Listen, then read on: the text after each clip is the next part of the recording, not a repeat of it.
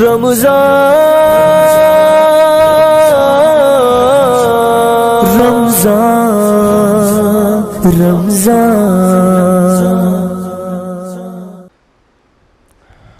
للہ نحمده ونصلی علی رسولہ الکریم۔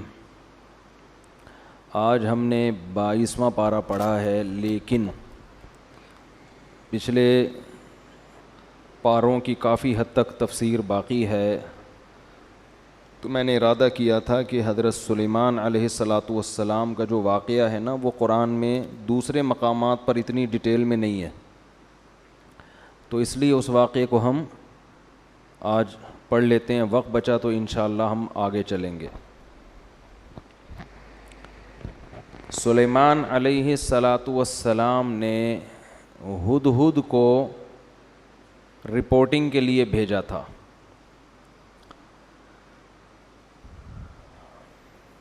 اس سے یہ بھی پتہ چلتا ہے کہ دنیا کی کوئی بھی حکومت ہو، فوج ہو، اس کو خفیہ ایجنسیوں کی بہرحال ضرورت پڑتی ہے جو رپورٹیں لا کے پیش کریں۔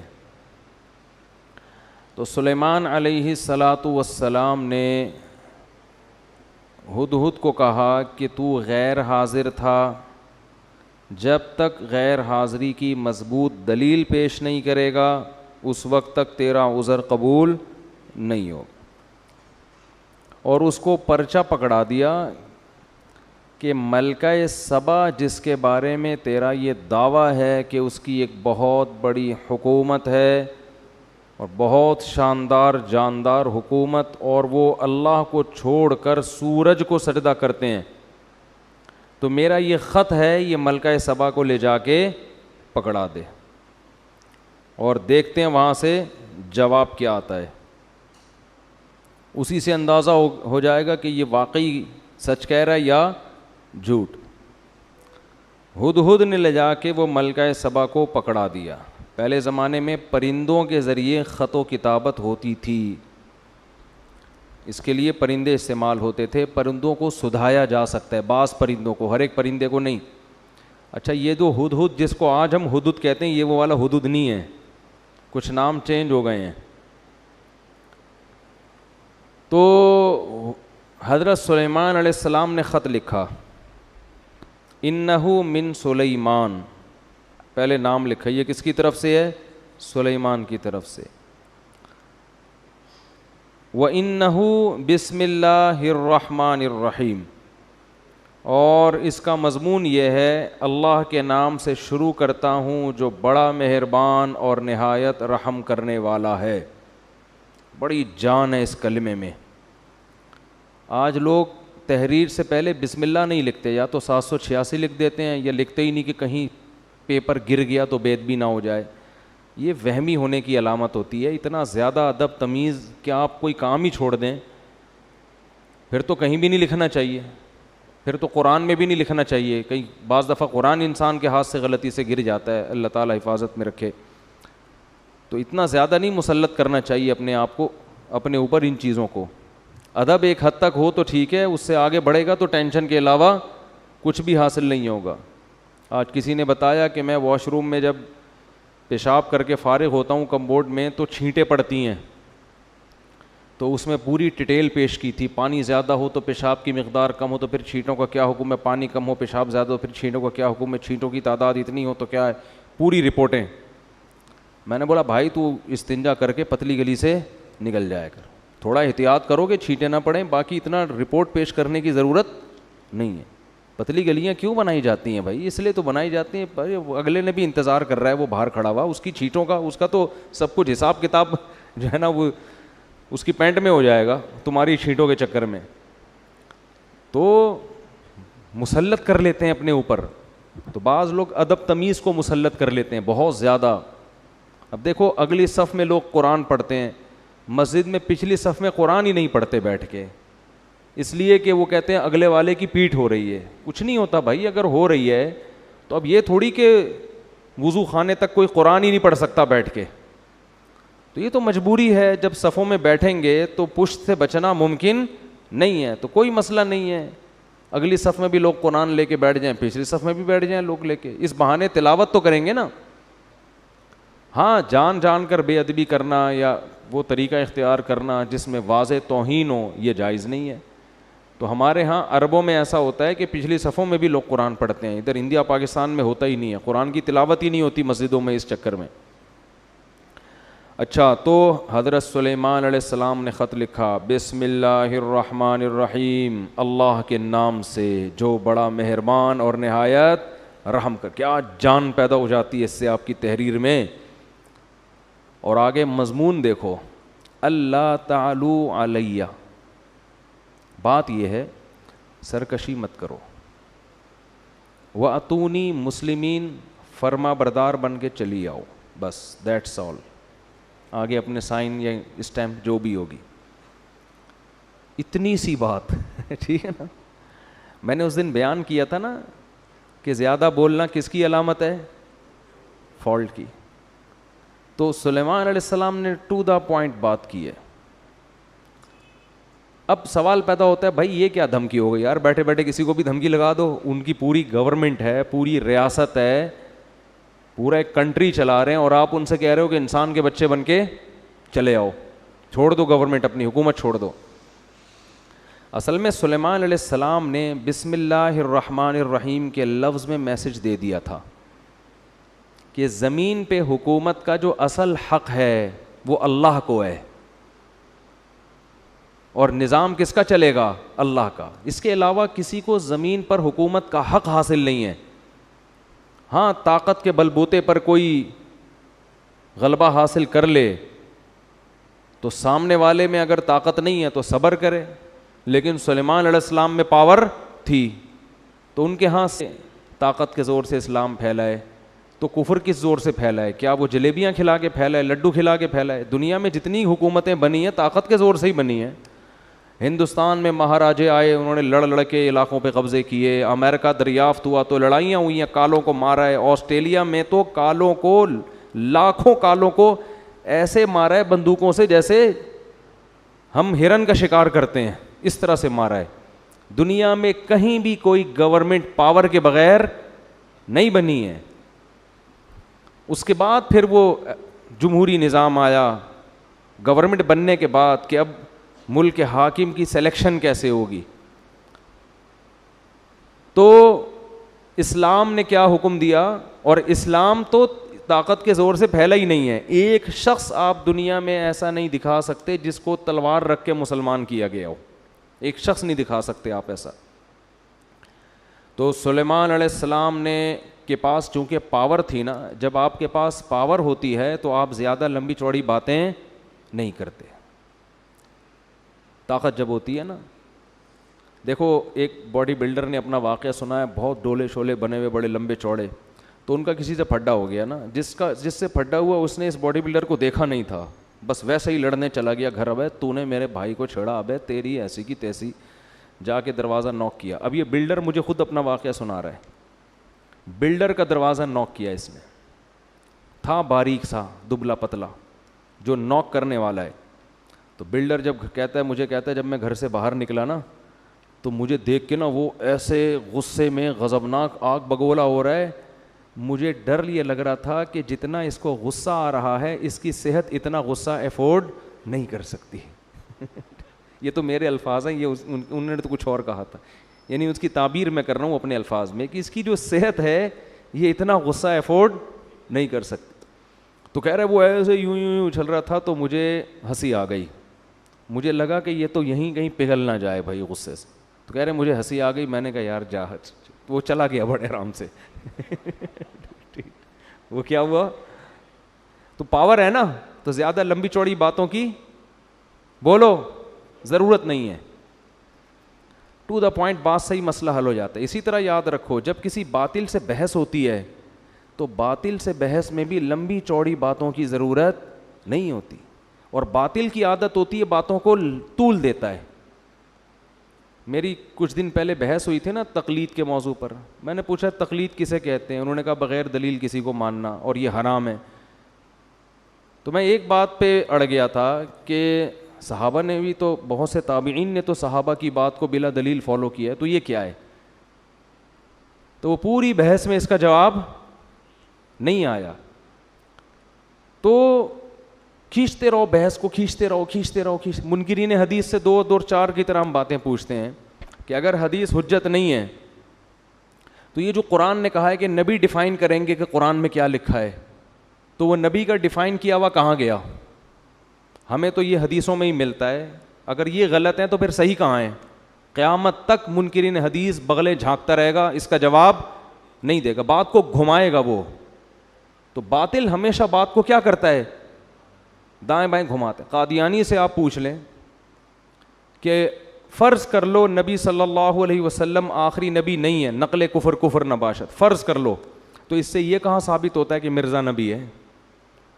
حضرت عیسیٰ آخری نبی نہیں تھے، تو کیا ان کے بعد جو بھی نبوت کا دعویٰ کرے وہ نبی ہوگا؟ ایسا تھوڑی ہے. آپ کے ذمے یہ نہیں ہے کہ ختم نبوت کا مسئلہ، آپ کے ذمے مرزا کو نبی ثابت کرنا ہے. تو آؤ اس پہ بات کرتے ہیں کہ مرزا شریف آدمی بھی تھا یا نہیں تھا. آپ شرافت ثابت کر دو، نبی ہم خود ہی مان لیں گے. قادیانی الٹا لٹک جائے گا مگر اس بحث پہ آمادہ نہیں ہوگا، کیونکہ اس کی کتابوں سے پتہ چلتا ہے کہ وہ شریف انسان نہیں تھا، اسی کی کتابوں سے. سمجھتے نہیں ہو میرا خیال ہے بات کو، پھر بھی نکل پڑتے ہو رات کو.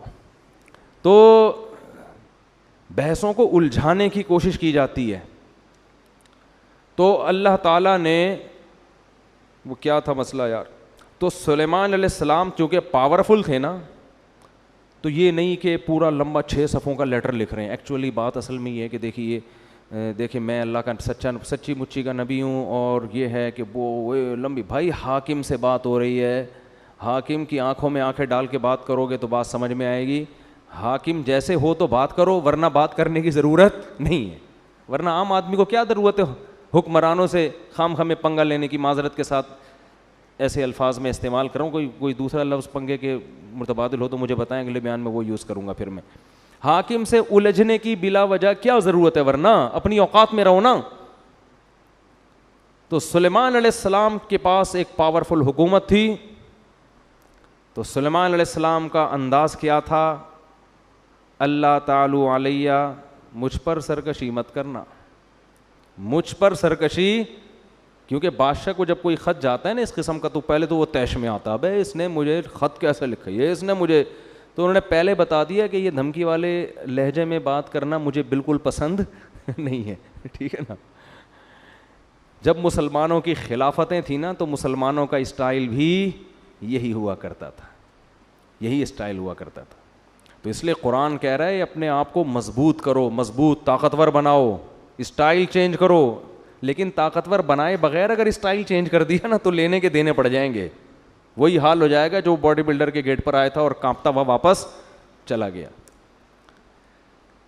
اللہ تعالی علیہ، سرکشی مت کرو، واتونی مسلمین، اور فرما بردار بن کے چلی آؤ. اس میں انہوں نے اسلام کی دعوت دے دی، کیونکہ اللہ کا لفظ استعمال کیا، الرحمن الرحیم، بڑا مہربان اور نہایت رحم کرنے والا. اس میں بتا دیا ملکہ سبا بڑی ذہین. میں کہہ رہا تھا نا اللہ نے عورتوں کو مردوں سے کم عقل دی ہے، مگر کچھ عورتیں مردوں سے زیادہ ذہین. ایک طرف ہم ملکہ سبا کو لیتے ہیں، ایک طرف فرعون کو لیتے ہیں. ملکہ سبا نے ایک خط پڑھا ہے، اس کی کھوپڑی میں بات آ گئی. اور فرعون کمبخت، موسیٰ علیہ السلام نے خط نہیں بھیجا، موسیٰ علیہ السلام چل کے اس کے محل میں گئے ہیں. قرآن کہہ رہا ہے قولا لہو قولا لینا، اے موسیٰ ان سے نرم بات کرنا، سختی سے بات مت کرنا. دھمکی آمیز لہجہ نہیں ہونا چاہیے، سختی نہیں، نرم بات، شاید اس کو نصیحت ہو جائے. ادھر سلیمان علیہ السلام کا انداز دھمکی آمیز تھا، ٹھیک ہے نا، نرم لہجہ نہیں تھا. دھمکی آمیز، سرکشی مت کرو، انسان بن کے ہے بھائی. مسلم کا معنی فرما بردار، جس کو اردو میں انسان کا بچہ بولتے ہیں. یہ کہتے ہیں نا بندہ، پنجابی میں کہتے ہیں بندے دا پتر، اردو میں کیا کہتے ہیں؟ انسان کا بچہ. انسان کا بچہ بن کے آ، انسان بن، بندہ بن، بندہ کہتے ہیں نا لاہور میں. تو موسیٰ علیہ السلام کا جو انداز بھی نرم، اور اکیلے نہیں گئے بلکہ ہارون علیہ السلام بھی آپ کے ساتھ. 2 بندوں کا اثر زیادہ ہوتا ہے. ادھر سلیمان علیہ السلام خود تو گئے نہیں، خط بھی کسی سفیر کے ذریعے نہیں، پرندہ جھولی میں ڈال کے آ گیا. ٹھیک ہے نا، بس بات پہنچائیے، وہ بھی دھمکی آمیز لہجے میں. کتنا فرق ہے دونوں کی مینٹل اپروچ میں.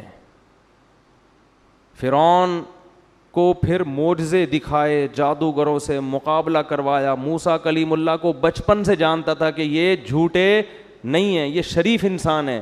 کتنا کچھ کرنے کے بعد بھی ہزاروں معجزے دکھا دیے کم بخت, پھر بھی سمندر میں راستہ بنتے ہوئے دیکھ لیا کہ بنی اسرائیل اس راستے سے گزر رہے ہیں, یہ معجزہ ہے, یہ تو اللہ ان کی مدد کر رہا ہے. اور پھر بھی اس کی آنکھوں پہ پٹی کہ خود بھی اسی راستے میں گھس رہا ہے. اسے یہ نہیں پتا کہ بھائی یہ تیرے سامنے ان کے لیے بنا ہے, تیرے لیے تھوڑی بنائی ہے. کیا اللہ نے ذہانت دی ملکہ سبا کو, تو ملکہ سبا کی ذہانت دیکھیں نہ تو فوراً تسلیم ہو گئی, کیونکہ بعض دفعہ خط بھیجنے والا نقل کفر نباشت 2 نمبر بھی تو ہو سکتا ہے نا. بھائی بسوں میں لوگ چڑھتے ہیں نا, پہلے تبلیغ کی بات کرتے ہیں, نماز پڑھیں, زکوٰۃ دیں, پھر اپنا چورن کا ڈبی نکال کے بیچنا شروع کر دیتے ہیں. تو پہلے آدمی سمجھتا ہے ان سے زیادہ نیک دنیا میں کوئی نہیں ہے, پھر پتہ چلتا ہے اصل میں تو یہ چورن بیچنے کا ایک طریقہ تھا. تو 2 نمبر لوگ بھی تو ہوتے ہیں نا. تو ملکہ سبا کو یہ خطرہ تھا کہ کہیں ایسا نہ ہو کہ یہ جو بادشاہ جس نے مجھے اللہ کا نام لے کے مجھے دعوت دی ہے, ایسا نہ ہو کہ لیبل اللہ کا لگ رہا ہو, الرحمن الرحیم کا لگ رہا ہو, لیبل دین اور اسلام کا لگ رہا ہے, اور مقصد حکومت کرنا ہو, مقصد لالچ ہو. یہ اور زیادہ ذہین ہونے کی علامت ہے. اگر فوراً رسپانس کرتی اچھا میں آ رہی ہوں, خود اس سے کہتی تم چلو میں پیچھے پیچھے آ رہی ہوں, بس تسلیم, تو یہ بھی بیوقوف ہونے کی علامت. بھائی پہلے تحقیق تو کرو یہ بندہ ٹھیک بھی ہے کہ نہیں ہے. اب ملکہ سبا میں ایک اور ذہانت. ملکہ سبا کے جگہ ہماری کوئی ملکہ ہوتی تو کیا کہتی, استخارہ نکالیں گے ہم بیٹھ کے. کیا کریں گے ہم, استخارہ نکالیں گے. آج بھی ایک صاحب آئے مجھ سے استخارہ نکلوانے کے لیے, تو استخارہ نکالیں گے, یوں آ گیا تو جائیں گے, یوں نہیں آیا تو نہیں جائیں گے. ملکہ سبا جانتی تھی بھائی کھوپڑی میں جو اللہ لوگوں کے دماغوں میں ڈالتا ہے وہ استخاروں میں نہیں نکلتا. استخارہ تو ایک دعا ہے. تو ملکہ سبا نے سارے اپنے مسٹنڈوں کو جمع, مسٹنڈے تو نہیں کہنا چاہیے, جو بھی درباری تھے نا وہ تھے تو مسٹنڈے ہی, سارے بڑے بڑے جو فوج کے آفیسرز تھے اس کے, لیفٹیننٹ کرنل, جرنل, سارے جو بھی اس زمانے میں بہت مضبوط پاورفل گورنمنٹ تھی. قرآن کہتا ہے وہ اوتیت من کل شیء, ہر چیز اللہ نے اس کو دی تھی, چھوٹی موٹی حکومت نہیں تھی, بہت پاورفل تھی. تو اس نے اپنے سارے جرنیلوں کو جمع کیا, آرمی کا اجلاس طلب کیا, آ جاؤ بھائی, اور کہنے لگی یا ایھا الملا, اے میرے, ملا کہتے ہیں جو اپر لیول کے لوگ ہوتے ہیں نا, جو گورنمنٹ میں بہت اونچی اونچی پوسٹوں پر ہوتے ہیں, ان سے ان کو بٹھا کے کہنے لگی انی القی الی کتاب کریم, میرے پاس ایک لیٹر آیا ہے خاندانی. مضمون سے اندازہ لگا لیا کہ بھیجنے والا بھی کیا ہے, چھوٹا موٹا آدمی. اگر چھوٹا موٹا ہوتا نا تو 6 صفحوں کا خط لکھا ہوتا اس نے, ایکچولی زیادہ ہوتا اس میں, زیادہ ہوتا ٹھیک ہے نا, اور پھر پھول وول بنائے ہوئے ہوتے, 2 گلاب کے پھول بھی خط کے اندر ڈالے ہوئے ہوتے. تو کیسے اس نے, ذہین کتنی تھی اندازہ لگاؤ. انی القی الی کتاب کریم, کریم کہتے ہیں عزت دار, میرے پاس ایک خط آیا ہے, خط سے لگ رہا ہے کہ یہ معمولی خط نہیں ہے, مختصر, ٹو دا پوائنٹ, اور دھمکی بھی اور دعوت بھی. یہ خط تو اس قابل نہیں ہے کہ اس کو پھاڑ کے پھینک دیا جائے, اس پہ ایک اجلاس ہونا چاہیے, اس پہ ایک اجلاس ہونا چاہیے. اور اس پھر کہنے لگی خط یہ ہے, بڑا, وہ ترجمہ ہوتا ہوگا اس زمانے میں, ٹرانسلیشن کا انتظام ہوتا ہوگا, اگر زبان الگ الگ ہے تو قرآن تو واقعے کو شارٹ کر کے سناتا ہے نا. اور کہنے لگی انی القی الی کتاب کریم انہ من سلیمان و انہ بسم اللہ الرحمن الرحیم اللہ تعالی علی واتونی مسلمین. پورا خط پڑھ کے سنایا اور کہنے لگی یا ایھا الملأ افتونی فی امری, اے میرے ساتھ اٹھنے بیٹھنے والے لوگوں, مجھے میرے معاملے میں مشورہ دو. یہ بھی ملکہ سبا کے خاندانی ہونے کی دلیل. مشورے سے فائدہ کیا ہوگا کہ اس کے تمام پہلو سامنے آ جائیں گے, پازیٹیو بھی, جو بھی ہم نے کرنا ہے ان میں ہر چیز کو ہم مشورے میں ڈسکس کریں گے اور اس کے ہر پہلو پہ غور کریں گے, پازیٹیو بھی اور نیگیٹو بھی. تو اس کے بعد ایک رائے قائم کرنا ہمارے لیے آسان. یہ اس کی دوسری دلیل ہے ملکہ سبا کے خاندانی ہونے کی. پھر کہنے لگی ما کنت قاطعۃ امرا حتی تشہدون, جب تک تمہاری رائے سامنے نہ آ جائے اس وقت تک میں کوئی یقینی فیصلہ نہیں کروں گی. یہ تیسری دلیل ہے کیا ہونے کی.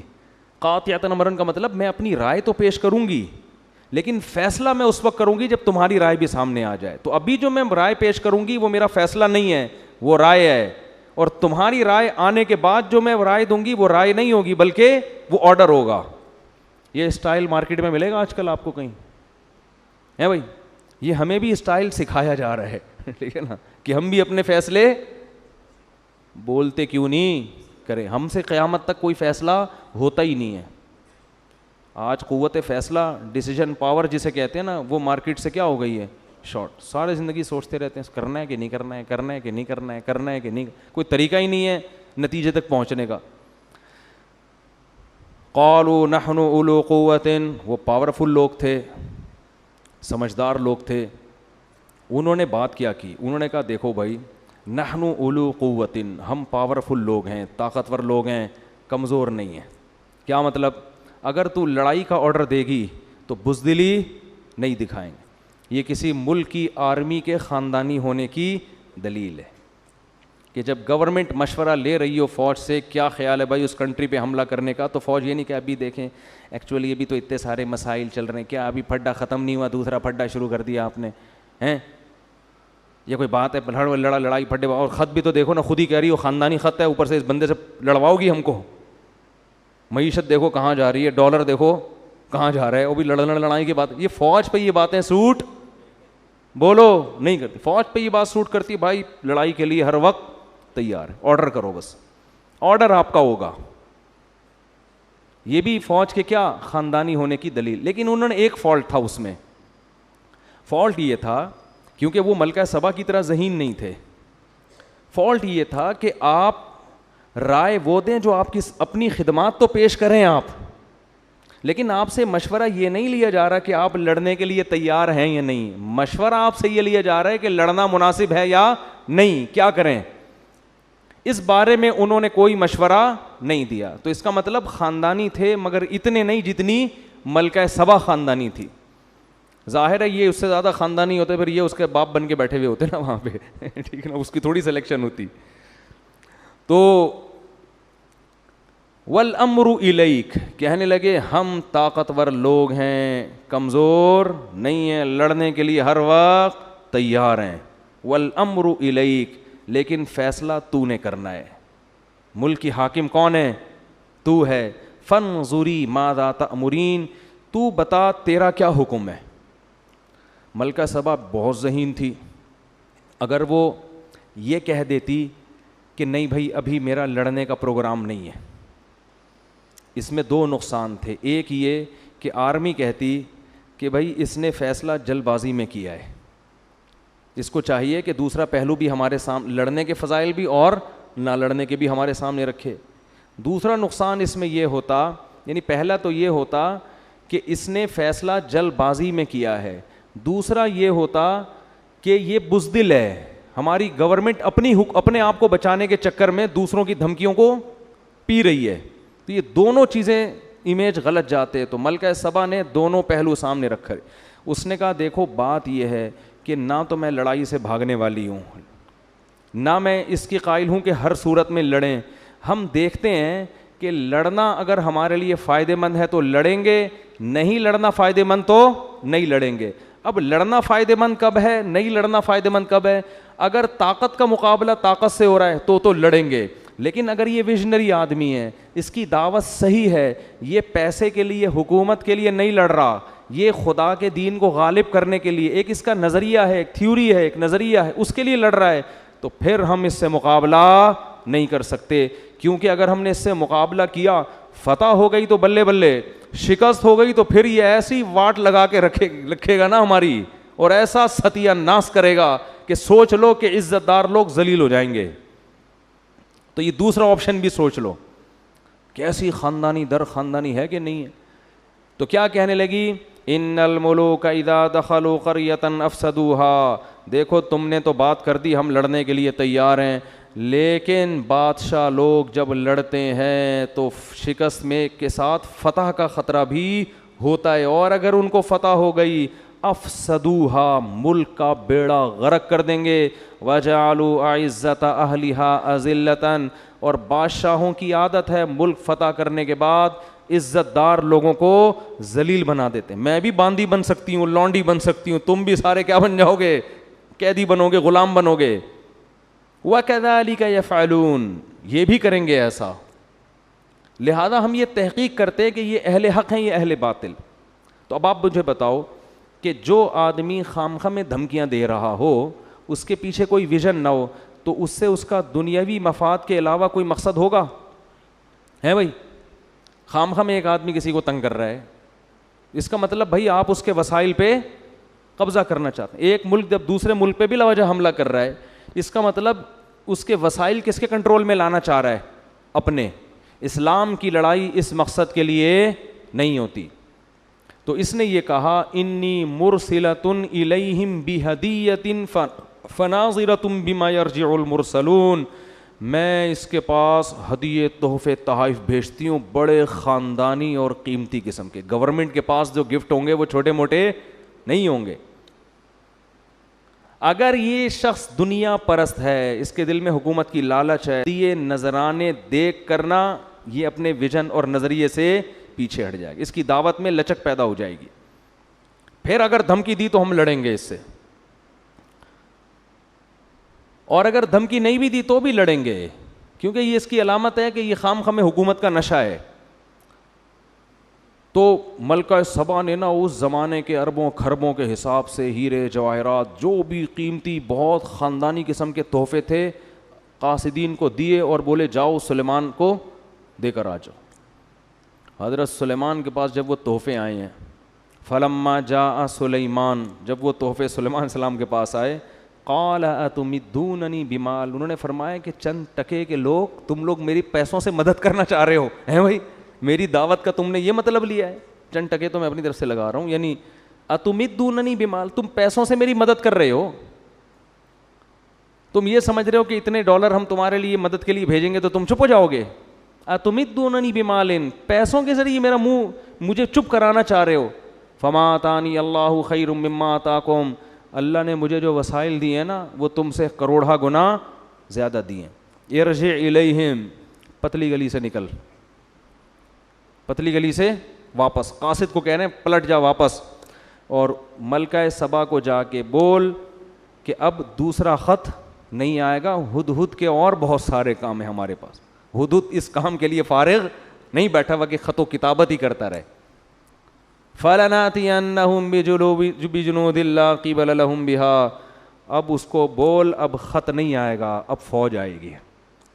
جیسے خادم حسین رضوی نے کہا تھا نا غوری آیا، ٹھیک، وہ تو کچھ زیادہ ہی ہو گئی تھی، لیکن قرضہ معاف کروانے کا ایک بہترین طریقہ تھا، بٹن دباؤ غوری آیا۔ خیر، فَلَنَأْتِيَنَّهُمْ بِجُنُودٍ لَّا قِبَلَ لَهُمْ بِهَا، مجھے لڈن جعفری کے مرنے کا جتنا افسوس ہوا ہے نا، کیونکہ رمضان میں بڑے زبردست چیزیں آتی رہتی تھیں، مختلف چیزیں آتی رہتی تھیں، آدمی فریش ہوتا رہتا تھا ان کو دیکھ کر۔ انہوں نے کہا تھا کہ جو لوگ میرے خلاف میم بنا رہے ہیں، کوئی بات نہیں، میرے ڈائلاگ دنیا میں چل رہے ہیں، تو میں سمجھا تعریفیں کر رہے ہیں میم بنانے والوں کی نا، خوش ہیں۔ آخر میں کہتے ہیں اصل میں ان کا اوپر کا اسکرو ڈھیلا ہے۔ تو حضرت سلیمان نے فرمایا فَلَنَأْتِيَنَّهُمْ بِجُنُودٍ لَّا قِبَلَ لَهُمْ بِهَا، ملکہ سبا سے جا کے بولو، انہی کے قاصد کو کہہ رہے ہیں، ہدہد نہیں بھیج رہے، قاصد کو کہہ رہے ہیں کہ اب خط نہیں آئے گا، میں ایک ایسی فوج لے کر حملہ کروں گا کہ تم اس کے مقابلے میں ٹھہر نہیں سکتے۔ بھائی اس میں تو جنات بھی ہوں گے، اس میں تو انسان بھی ہوں گے۔ اور وَلَنُخْرِجَنَّهُم مِّنْهَا أَذِلَّةً وَهُمْ صَاغِرُونَ، اور ہم ان کو ان کے ملک سے ذلیل کر کے نکالیں گے، اور یہ سب عزت دار لوگ رسوا ہو جائیں گے۔ پھر ہم اتنے عزت سے نہیں، لڑائی ہوگی تو پھر لڑائی کا انجام تمہیں پتہ ہے کیا ہوتا ہے۔ تو جب وہ دھمکی پہنچی ہے نا، ملکہ سبا نے دوبارہ مشورہ کیا، انہوں نے بولا بھائی یہ بندہ لالچی نہیں ہے، چلو مذاکرات کے لیے چلتے ہیں سلیمان کے پاس۔ بات کیا ہے بھائی؟ یہ نہیں کہ جنگ کے لیے چلتے ہیں، بلایا جا کے بات چیت کرتے ہیں، کیا مسئلہ ہے بھائی؟ ٹھیک ہے نا.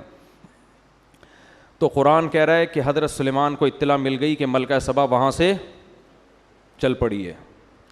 حضرت سلیمان علیہ السلام چاہتے تھے کہ ملکہ سبا کو ہم نے دعوت دینی ہے, لڑائی کے بغیر ہی کام بن جائے تو زیادہ اچھا ہے نا. اسلام حدیث میں آتا ہے کہ لا تتمنوا لقاء العدو, دشمن سے لڑائی کی تمنا کبھی بھی مت کرو. جنگ اسلام میں کوئی پسندیدہ کام نہیں ہے, کوشش کرو کام جنگ کے بغیر ہو جائے. فرمایا فَإِذَا لَقِيتُمْ فَاصْبِرُوا, ہاں اگر جنگ مسلط ہو جائے تو پھر صبر کرو. وَاعْلَمُوا أَنَّ الْجَنَّةَ تَحْتَ ظِلَالِ السُّيُوفِ, اور یقین کر لو جنت تلواروں کی چھاؤں میں رکھی اللہ نے. کیسی زبردست حدیث ہے. تو حضرت سلیمان بھی چاہتے تھے کہ خامخواہ میں جنگ نہ ہو. اگر بھئی آرام سے یہ مسلمان ہو جاتی ہے تو کیا ضرورت ہے ہمیں جنگ کرنے کی, اور یہ مسلمان ہوگی تو پوری قوم نیچے مسلمان ہو جائے گی. تو سلیمان علیہ السلام نے ارادہ کیا اس کو اپنے کچھ معجزے پہلے سے دکھائیں تاکہ وہ دیکھ کے یقین کر لے کہ یہ انسان کے بس میں نہیں ہے, ان کے ساتھ کون ہے, اللہ ہے, اور یہ اللہ کے سچے نبی ہیں. اس کے لیے سلیمان علیہ السلام نے ترکیب یہ سوچی کہ ہم ایسا کرتے ہیں کہ ملکہ سبا کا اتنا بڑا عالی شان تخت, ہیرے جواہرات اس میں جڑے ہوئے اور ٹنوں من اس کا وزن, وہ کسی جن کو ٹھیکہ دو پہلے ہی اٹھا کے لے آئے وہ. تو جب وہ یہاں آ کے دیکھے گی تو حیران ہو جائے گی نا. تو یہ کام تو انسان کے بس میں ہے نہیں. اس زمانے میں جہاز تھوڑی تھے, جو ہوائی جہاز ہیں یہ تھوڑی تھے اس زمانے میں, اور شپ کے ذریعے آنے میں تو کئی مہینے لگ جاتے تھے. تو اس لیے سلیمان علیہ السلام نے اپنے دربار میں کہا یا ایھا الملأ ایکم یاتینی بعرشھا قبل ان یاتونی مسلمین. ہاں بھائی تم میں کوئی ایسا بندہ ہے, کوئی ایسی مخلوق بیٹھی ہوئی ہے جو ملکہ سبا کے یہاں پہنچنے سے پہلے, اس کو بھی کئی مہینے لگیں گے یا 1 مہینہ یا 2 مہینہ لگے گا, تو اس کے یہاں پہنچنے سے پہلے کون اس کا تخت اٹھا کے لے آئے گا. قرآن کہتا ہے یہ ظاہر ہے انسان کے بچے کا کام نہیں ہے. قال عفریت من الجن انا آتیک بہ قبل ان تقوم من مقامک. ایک جن کھڑا ہوا. عامل لوگ بڑے خوش ہوں گے, دیکھو جنات کے پاس ایسے اختیارات ہیں, وہ یہ بھی کر سکتے ہیں. جن کے پاس ایسے اختیارات ہوتے ہیں, لیکن جن آپ کے اختیار میں ہوں ایسی کوئی رپورٹ ہمارے پاس نہیں ہے. جن تو بہت کچھ کر سکتا ہے مگر وہ آپ کے مشورے پہ کرے گا ایسا نہیں ہے. اگر کر رہا ہوتا نا تو آپ کی خستہ حالت. میں کہتا ہوں ان عاملوں سے جو کہتے ہیں کہ ہم سنگ دل محبوب کو قدموں میں لا سکتے ہیں, اس کو بولو پٹھان ہوٹل سے تو 2 پراٹھے لا کے دکھا دے جن کے ذریعے. سنگ دل محبوب کہاں سے لائے گا قدموں میں؟ تو جن تو طاقتور ہوتا ہے مگر وہ انسانوں کے کنٹرول میں نہیں ہوتا. تو وہ صرف سلیمان علیہ السلام کے کنٹرول میں تھے. تو جن نے کہا میں, آپ اس کی بات کر رہے ہیں کہ وہ یہاں پہنچے گی پھر تخت آئے گا؟ ارے آپ کی مجلس برخاست ہونے سے پہلے تخت آپ کے سامنے. قرآن کہتا ہے قال الذی عندہ علم من الکتاب. ایک بزرگ بیٹھے ہوئے تھے سلیمان علیہ السلام کی محفل میں. وہ پیغمبر نہیں تھے, امتی تھے. ان کے پاس کتاب یعنی زبور کا علم تھا. اس سے پتہ چلتا ہے بھائی اللہ کی کتاب کا علم بھی کتنی بڑی فضیلت ہے. اللہ فضیلت میں بیان کر رہا ہے جن کے پاس اللہ کی کتاب کا علم. اس لیے قرآن کو سمجھ کے سیکھو. قرآن کا علم ہونا یہ اللہ کی بہت بڑی نعمت ہے. تو وہ نیک تھے. تو انہوں نے کہا سلیمان علیہ السلام سے انا آتیک بہ قبل ان یرتد الیک طرفک.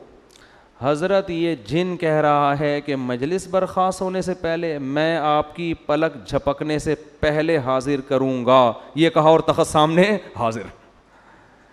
نہیں آ رہی بات سمجھ. یہ واقعہ اگر صرف فضائل اعمال میں لکھا ہوتا تو فضائل اعمال کے پہ جو کفر اور شرک کے فتوے لگے ہوئے ہیں ان فتووں میں ایک اور اضافہ ہو جاتا کہ دیکھو انسان کے بس میں تو یہ ہے نہیں, یہ تو شرک پھیلا رہے ہیں.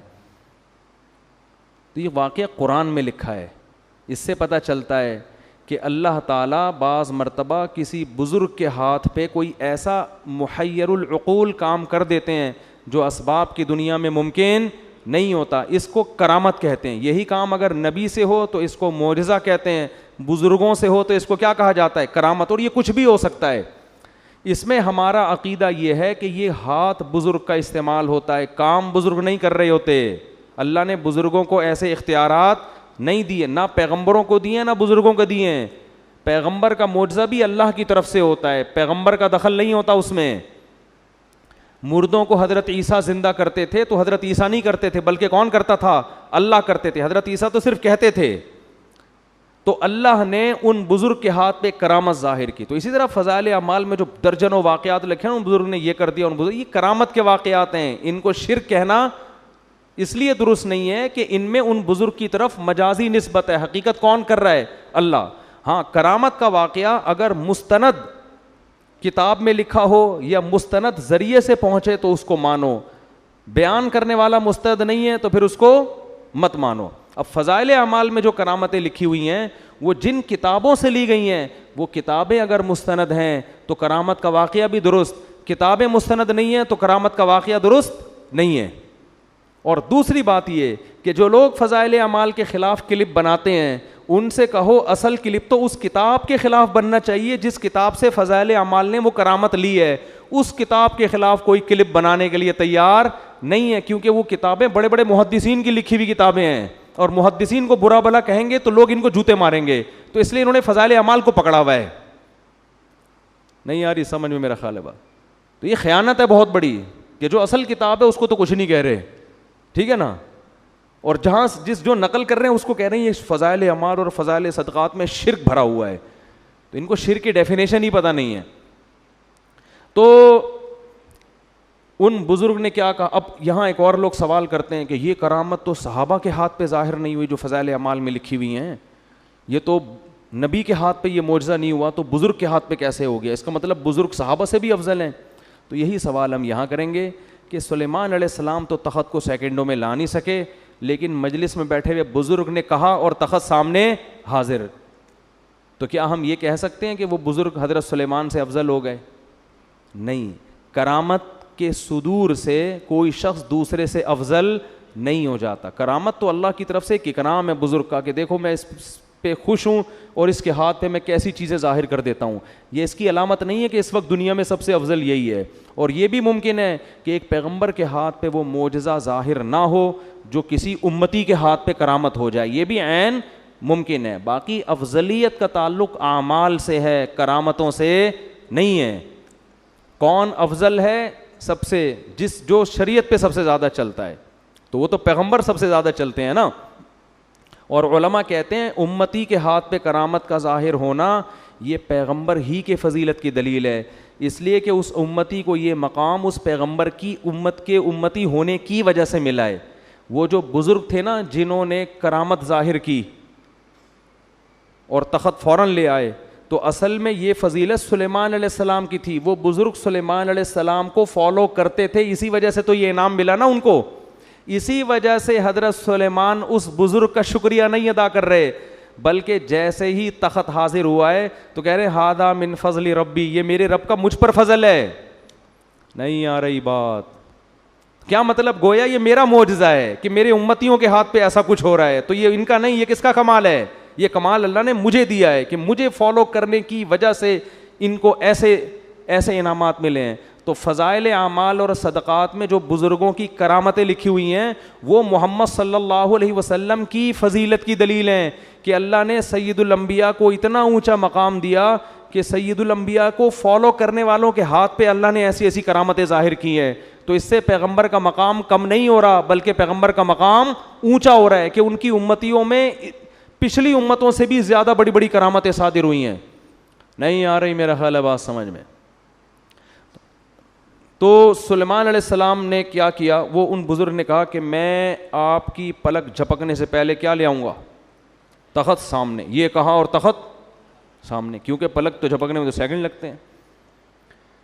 اب جیسے ہی حضرت سلیمان نے دیکھا نا یہ تو تخت یہیں آ گیا فوراً, تو فرمانے لگے ہذا من فضل ربی, یہ میرے رب کا کیا ہے؟ فضل ہے, مجھ پر فضل ہے. لیبلونی ااشکر ام اکفر, اللہ مجھے آزمانا چاہتا ہے کہ میں اس کا شکر گزار بنتا ہوں یا ناشکرا. میں نے اس دن بیان میں کہا تھا نا کہ پیغمبر جب بھی کوئی نعمت دیکھتے ہیں تو شو نہیں مارتے, اتراتے نہیں ہیں اور بڑی بڑی باتیں نہیں کرتے, بلکہ کس کی طرف نسبت کرتے ہیں؟ اللہ کی طرف. شکر بھی ادا کرتے ہیں اور استحضار بھی کرتے ہیں کہ مجھے آزمایا جا رہا ہے, ایسا نہ ہو میں اس میں پڑھ کے اللہ کو بھول جاؤں. ہمارے ہاتھ پر کوئی ایسی کرامت ظاہر ہو نا, کوئی انڈا ہی اٹھا کے ہم لے آئیں کہیں سے, پٹھان ہوٹل کا پراٹھا لے آئیں, چلو فرض کرو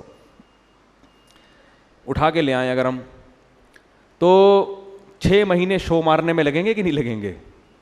دیکھا اس دن میں نے سنگ دل محبوب قدموں میں لایا تھا کہ نہیں لایا تھا؟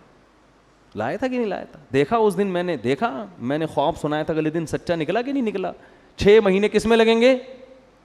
شو مارنے میں. ادھر سلیمان علیہ السلام یہ نہیں کہہ رہے فخر، دیکھو میری امتیوں میں ایسے ایسے لوگ ہیں ہزاروں کلومیٹر دور سے تخت سیکنڈوں میں ایسے ہی تھوڑی یہاں بیٹھا ہوا ہوں بھائی، ایسے ہی تھوڑی، بہت سے پیغمبروں سے اللہ نے مجھے فضیلت دی ہے، ایسی کچھ نہیں. بلکہ کیا کہہ رہے ہیں؟ یہ میرے رب کا فضل ہے، میرا کمال نہیں ہے، اور میرے رب نے مجھ پر یہ فضل اس لیے کیا لیبلونی، مجھے آزما رہا ہے وہ. اشکر ام اکفر، کہ میں شکر گزار بنتا ہوں یا ناشکرا. آگے کہنے ومن شکر فانما یشکر لنفسی، دیکھو جو شکر کرتا ہے اپنے خود ہی فائدہ ہوگا اس کا، اللہ کو کوئی فائدہ نہیں ہے. ومن کفر فان ربی غنی کریم، اور جو ناشکری کرے گا اللہ کا کوئی نقصان نہیں ہے، میرا رب بے پرواہ ہے، اسے انسانوں کے شکر کی ضرورت نہیں ہے، کریم عزت دار پہلے سے ہے، وہ کسی کی ناشکری سے اس کی عزت میں کمی نہیں ہوتی. اب جب تخت آ گیا نا، تو اب سلیمان علیہ السلام نے سوچا ملکہ سبا آتے ہی تو اس تخت کو پہچان جائے گی، کیونکہ ایک دم 100% وہی تخت، اس جیسا تو کسی کا نہیں ہے. تو اسے تھوڑا سرپرائز دینے کے لیے ہم اس تخت میں تھوڑی سی چینجنگ کرتے ہیں تاکہ اس کو تھوڑا سوچنا پڑے. جب انسان کنفیوز ہونے کے بعد کسی حقیقت پر مطلع ہوتا ہے تو اس پر اثر زیادہ ہوتا ہے. سمجھ میں نہیں آ رہی بات؟ تھوڑا سا کنفیوز ہو نا، پھر پتہ چلے بھائی یہ وہی ہے.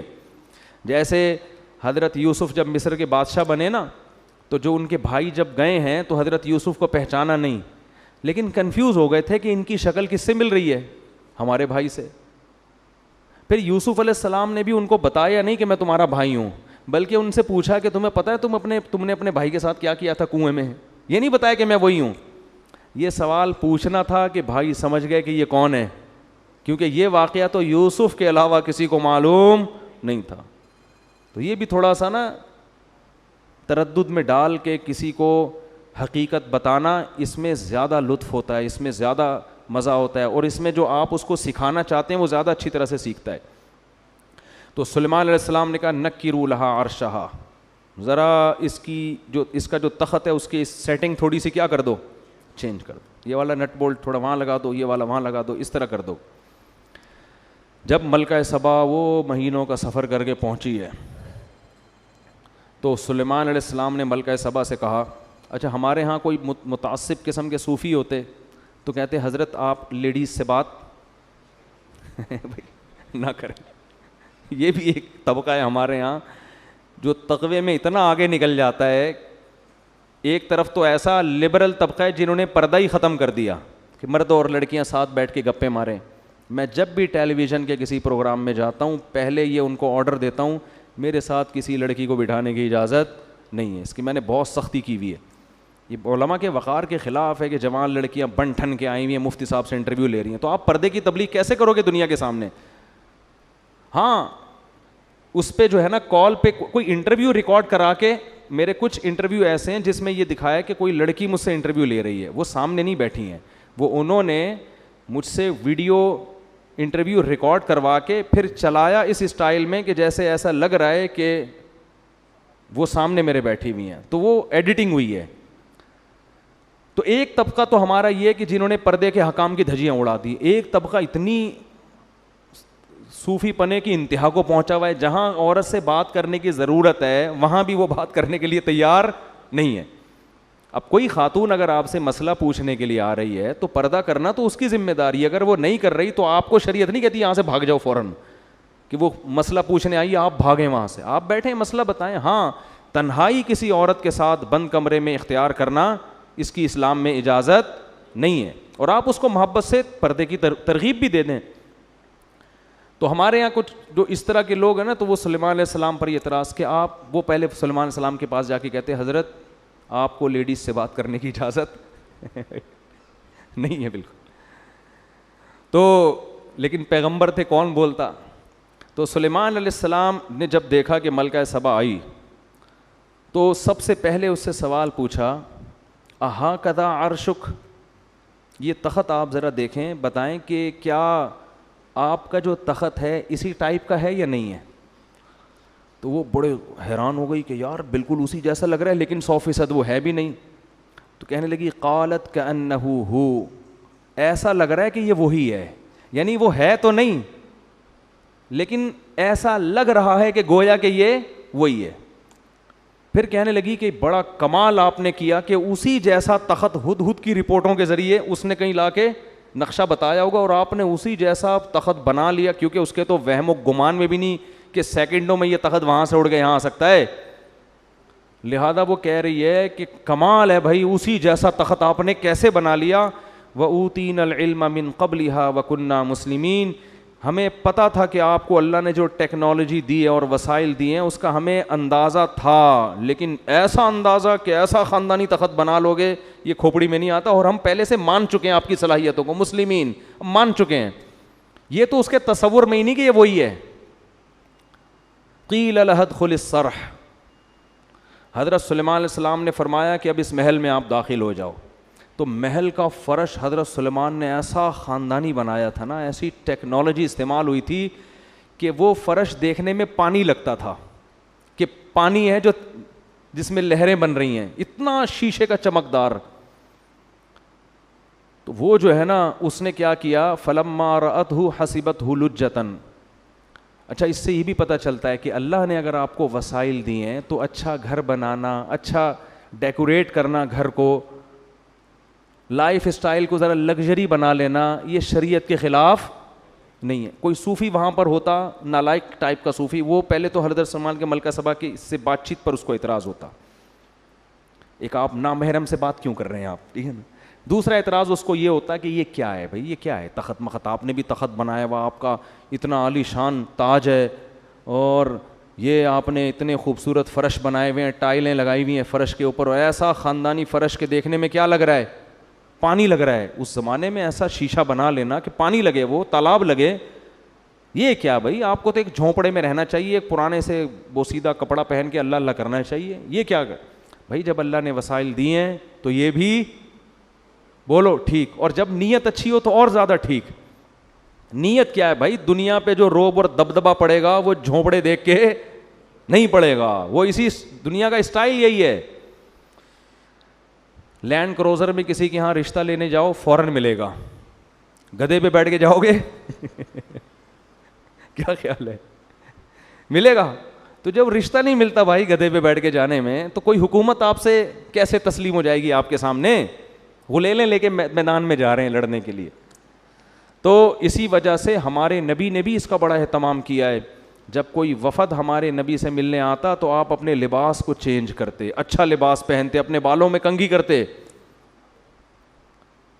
اور پھر جو دوسرے ملکوں میں آپ سفیر بھیجتے نا مذاکرات کے لیے، ان کی پرسنالٹی بڑی زبردست تھی.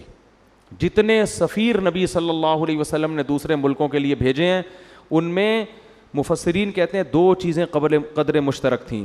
ایک ان کی پرسنالٹی، خوبصورت بہت تھے، قداور تھے. دوسرا بلاغت بہت تھی، بات کرنا جانتے تھے، آواز اچھی تھی، بات بہت اچھی، کیونکہ اس سے بڑا اچھا میسج جاتا ہے. اب کسی ایسے آدمی کو بھیج دیا جو ہکلا رہا ہے وہاں جا کے ہے بھائی، یا اس کی پرسنالٹی نہیں ہے، تو اس سے امیج اچھا نہیں پڑتا. یہ جو تھے رضی اللہ عنہ، یہ بھی سفیر تھے دوسرے ملکوں میں، یہ اتنی پرسنالٹی، اتنے خوبصورت تھے کہ حضرت عمر نے اپنے دور خلافت میں ان پر مدینہ آنے پر پابندی لگا دی اور کہا اگر مدینہ آئیں تو چہرہ ڈھانپ کے آئیں، کیونکہ بہت سی عورتوں کو ان کو دیکھ کے فتنہ ہونے لگا تھا. یعنی مدینہ آتے نا تو جن عورت کی ان پہ نظر پڑتی اس کے بارے میں خطرہ ہوتا کہ یہ کوئی ان پہ فریفتہ نہ ہو جائے، عاشق نہ ہو جائے. ایسی خوبصورت پرسنالٹی نبی نے روم اور کسرا کے بادشاہوں کے لیے رکھی ہوئی تھی، ان کے پاس بھیجتے تھے. تو جب محل میں داخل ہوتے ہوں گے اور نبی کا پیغام پہنچاتے ہوں گے تو وہ غور سے سنتا ہوگا کہ نہیں سنتا ہوگا. تو دنیا اسباب کا ہے نا. ہاں دوسری طرف حضرت بلال بھی ہیں. حضرت بلال کو آپ صلی اللہ علیہ وسلم نے سفیر نہیں بنایا لیکن مؤذن بنایا. ان کو بتایا کہ تمہارے قدموں کی آہٹ کہاں سنتا ہوں میں؟ جنت میں. تو شکل کی وجہ سے آخرت میں کوئی وہ نہیں ہوگا، لیکن دنیا کا اصول یہ ہے کہ دنیا میں یہ چیزیں ویلیو رکھتی ہیں, اور نبی نے بھی ان چیزوں کا خیال کیا ہے. دیکھو ہمارے یہاں آرمی میں اصول کیا ہے کہ ISSB کلیئر کرنے میں بندے کی پرسنالٹی بھی دیکھی جاتی ہے. یہ انگریز کا بنایا ہوا قانون ہے جو بڑا ٹھیک قانون ہے کہ بھائی جو آفیسر ہوگا نا اس کا کم از کم اتنا قد ہونا چاہیے. وجہ کیا ہے کہ اگر آفیسر کی پرسنالٹی نہیں ہے, پرسنالٹی اس کے ماتحت کی ہے, تو ماتحت بولے گا میرے سے تو 3 فٹ, تو میرا فوجی آفیسر تو 3 فٹ کا تو آفیسر ہے میرا, میں اس کو ایک ٹھڈا ماروں یہ 6 کلابازی کھا کے وہاں گرے گا.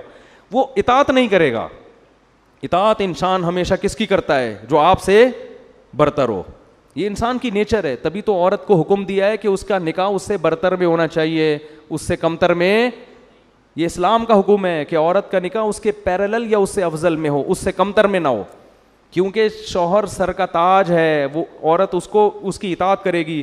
اگر عورت یہ کہے گی کہ یہ تو مجھ سے بھی کمتر ہے, تو وہ اس کو اپنا سر کا تاج نہیں بنائے.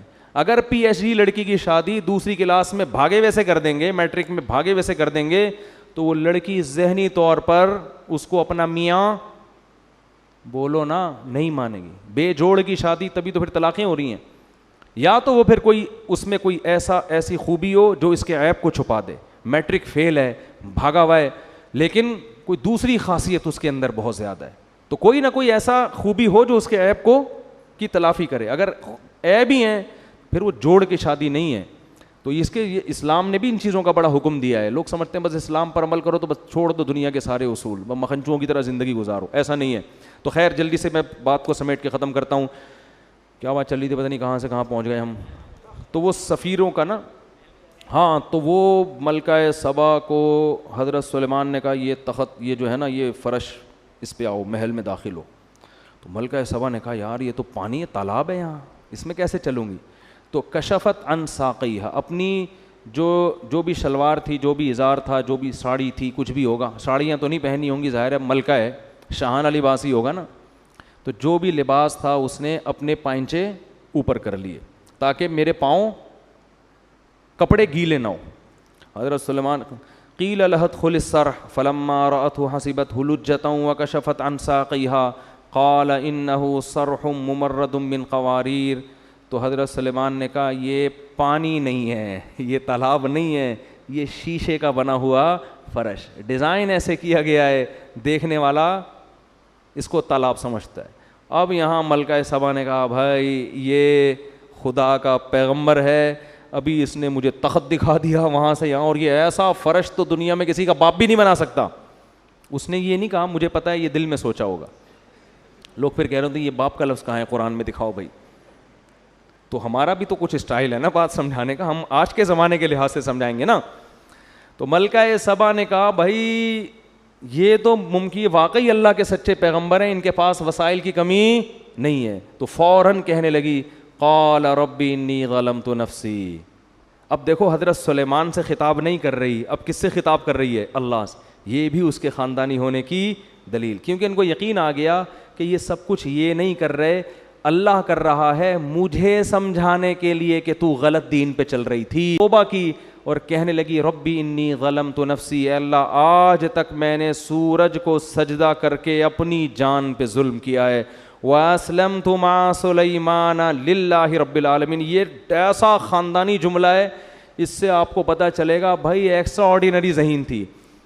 اب یہ نہیں کہہ رہی کہ اللہ میں تجھ پر ایمان لے آئی, یہ بھی نہیں کہہ رہی کہ اللہ میں نے سلیمان کو نبی مان لیا. اگر یہ کہتی کہ میں نے سلیمان کے ہاتھ پہ بیعت کر لی, سلیمان کو مان لیا, تو سوال پیدا ہوتا ہے یہ سارے کام کا حکم کون دے رہا ہے؟ سلیمان تو ایک ذریعہ ہیں. اصل تو آپ کو توحید کی دعوت دی جا رہی ہے, اللہ کی بندی بنو. تو اسلام اللہ کے لیے لانا ہے, سلیمان کے لیے نہیں لانا. لیکن اگر سلیمان علیہ السلام کا ذکر بالکل ہی شارٹ ہو جاتا تو یہ ناشکری بھی ہے کہ جو ذریعہ بن رہا ہے ہدایت کا, اس کو اس موقع پر اپنے کلام سے بالکل کیا کر دیا؟ خارج. تو دونوں چیزوں کی رعایت کر کے اس نے اپنے خاندانی ہونے کا ثبوت دیا اور کہنے لگی ربی انی ظلمت نفسی, اے اللہ میں نے اپنی جان پہ ظلم کیا. واسلمت مع سلیمان للہ رب العالمین, اے اللہ میں بھی سلیمان کی طرح سلیمان کے ساتھ اس رب پر ایمان لے آئی جو تمام جہانوں کا پالنے والا ہے. میں بھی اس صف میں سلیمان کے ساتھ شریک ہو گئی ہوں, کھڑی ہو گئی. یہ تو پہلے سے تھے, میں بھی ان کی فہرست میں شامل ہو گئی. تو اللہ نے جہاں بھی پیغمبروں کے واقعات ذکر کیے نا, اکثر نالائق قومیں, اکثر کیا 99.9%. قوم عاد کو دیکھیں, قوم ہود کو دیکھیں, قوم عاد کو دیکھیں, قوم سمود کو دیکھیں, قوم لوط کو دیکھیں, قوم ابراہیم کو دیکھیں, قوم فرعون کو دیکھیں, اصحاب مدین کو دیکھیں, سب تباہ ہوئے ہیں.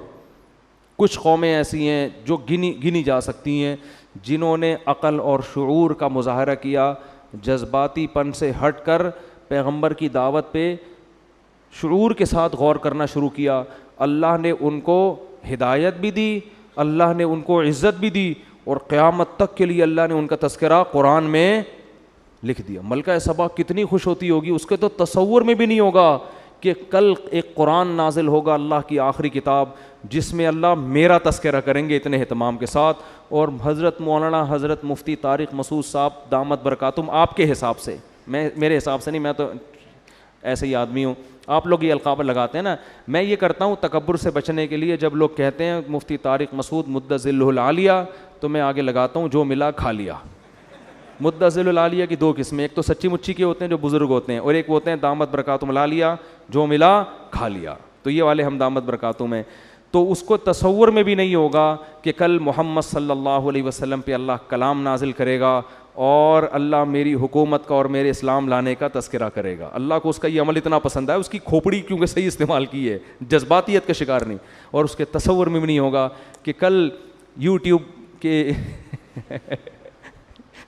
مفتی طارق مسعود صاحب الفلاحیہ مسجد میں بیٹھ کر میرے خاندانی ہونے کے اتنے ثبوت پیش کر رہے ہوں گے. اس کے تصور میں بھی یہ بات نہیں ہوگی. سمجھ میں نہیں آ رہی بات؟